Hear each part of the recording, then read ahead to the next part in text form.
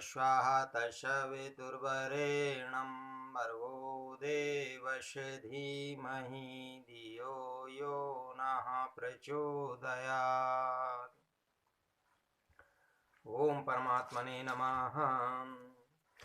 अहो निरंजनः शांतो बोधोऽहं प्रकृतेः पराः एतावन्तमहं कालं मोहिनैव विडम्बितः।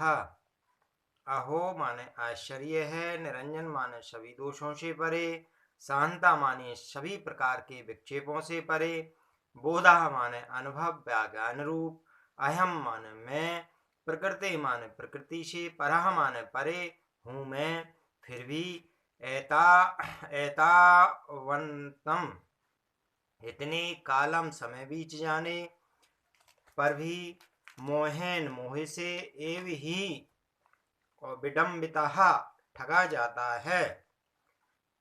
राजा जनक को अष्टावक्र का उपदेश सुनते ही आत्मज्ञान हो गया और वे कहते हैं कि मैं निरंजन अर्थात सभी दोषों से परे हूँ, शांत हूँ, बोध हूँ, प्रकृति से परे हूँ। आश्चर्य है, लेकिन मैं इतने समय तक मोह द्वारा ठगा गया हूँ। लोग कई जन्मों तक कथा प्रवचन सुनते हैं, परंतु उनके साथ परीक्षित सा नहीं घटता। परीक्षित मृत्यु के डर से विचलित था। 7 दिन श्रीमद्भगवत कथा सुनी और डर न जाने कहाँ चला गया।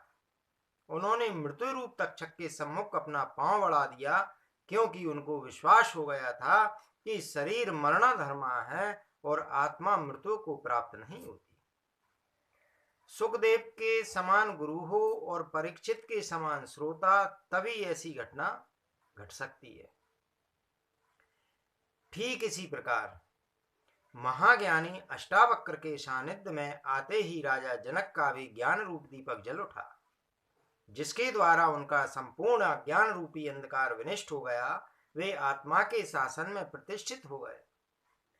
उनका मोह, ममता, तृष्णा, आकांक्षाएं, आशाएं, स्वाभिमान इत्यादि सब भ्रम की भांति दूर हो गया।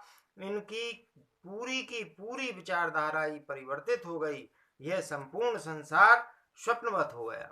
जैसे स्वप्न से जागने पर स्वप्न में देखी गई समस्त माया विनष्ट हो जाती है, वैसे ही जनक को आत्मज्ञान हो जाने के पश्चात यह संसार माया और भ्रम के जैसा लगने लगा। अब वे अपने आप को संसारी ग्रस्त ना समझकर आत्मा मानने लगे। शरीर, मन और प्रकृति से संबंध टूट गया।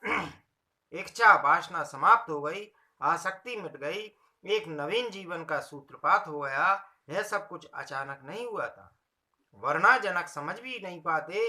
पूर्ण की योग्यता थी, शक्ति के अवधारणा की क्षमता तो थी, तभी वे आश्चर्यचकित हो गए और कहने लगे कि आश्चर्य है, मैं आत्मरूप हूँ, इसलिए मैं निरंजन सभी दोषों से परे हूँ, आत्मवत शांत हूँ, स्वयं ज्ञान हूँ, साक्षी हूँ, प्रकृति से परे हूँ। मैं दीर्घ काल से मोह के द्वारा ठगा जा रहा हूँ। वस्तुतः सबसे बड़ा ठगी यह मोह ही है। संपूर्ण संसार को इसने ही ठग रखा है, जिसके कारण वास्तविकता का ज्ञान नहीं हो पाता है। संत कबीर ने भी कहा है कि माया महाठगनी में जैनी है। माया मोही ही है, जिसके प्रभाव के कारण यह संसार जैसा है वैसा नहीं दिखलाई पड़ता है, बल्कि भिन्न प्रकार का दिखलाई पड़ता है। जनक का है माया रूपी आवरण दूर हो गया। उनको अपने स्वरूप का ज्ञान हो गया और उस कारण का स्पष्ट पता चल गया, जिसके फलस्वरूप जन्म जन्मांतरों की भटका भरी यात्रा करनी पड़ी। यही गुरु की महिमा है, जो लोहे को स्वर्ण बना देती है एवं शिष्य की भी योग्यता है तो स्वयं को बदलने को तैयार है। जनक अब स्वयं को निर्दोष मानते हैं। पाप पुण्य कर्म इत्यादि का सारा माया जाल टूट गया है। माया का जाल सिर्फ अहंकार के कारण है, जिसके कारण मनुष्य अपने आप को कर्ता समझता है। जब कर्तापन ही समाप्त हो गया तो पाप पुण्य आदि कर्मों का उसके ऊपर क्या असर हो सकता है। ज्ञान रूपी अग्नि कुंड में है जलकर भस्मीभूत हो गए हैं। वास्तविकता का ज्ञान ही पर्याप्त है और यह सब एक श्रेष्ठ गुरु के संपर्क में आने से ही हुआ है। गुरु ने कैलेलिटिक एजेंट का कार्य किया है। पता भी नहीं चला और धमाका हो गया। पता ही नहीं चला और धमाका हो गया और घाव भी नहीं हुआ और शल्य क्रिया पूरी हो गई। जनक को ऐसा लगने लगा मानो शरीर से कपड़े उतर गए हों। सांप ने कैंचली उतार दी हो।